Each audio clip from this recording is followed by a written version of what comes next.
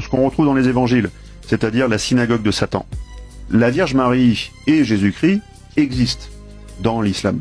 On affichait de façon grandiloquente et sublime des étoiles de David sur la tour Eiffel. Nous sommes dans une république, je dois le dire, franc-maçonne.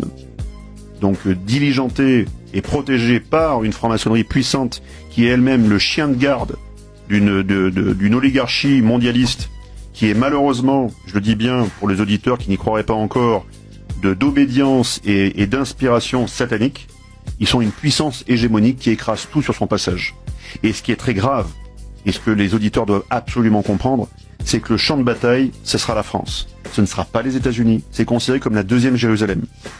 D'ailleurs, vous voyez combien en fait le christianisme a été pastiché, voire souillé il y a encore quelques semaines.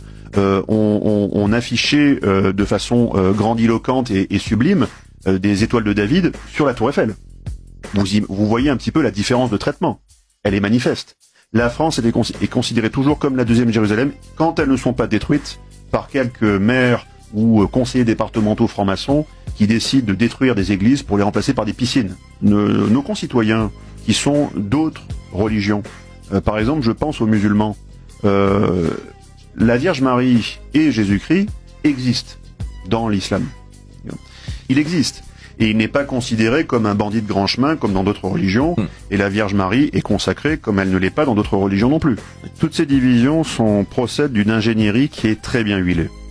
Une ingénierie très fine et très bien huilée qu'ils ont mis plus de 3 siècles à établir. Ils l'ont d'abord conceptualisé. Ensuite, ils l'ont fait avancer subrepticement tous ces mondialistes qui étaient ce qu'on retrouve dans les évangiles, c'est-à-dire la synagogue de Satan. Et ce qu'en son temps, le Christ a essayé d'arracher à la Judée, et ça lui a été d'ailleurs, c'est ce qu'il a condamné sur terre. En tant qu'incarné à l'époque en Judée, il a essayé de combattre fermement la synagogue de Satan, qui avait en fait dévoyé l'Ancien Testament. Vous vous croyez privilégié? Dieu n'est pas un Israélite!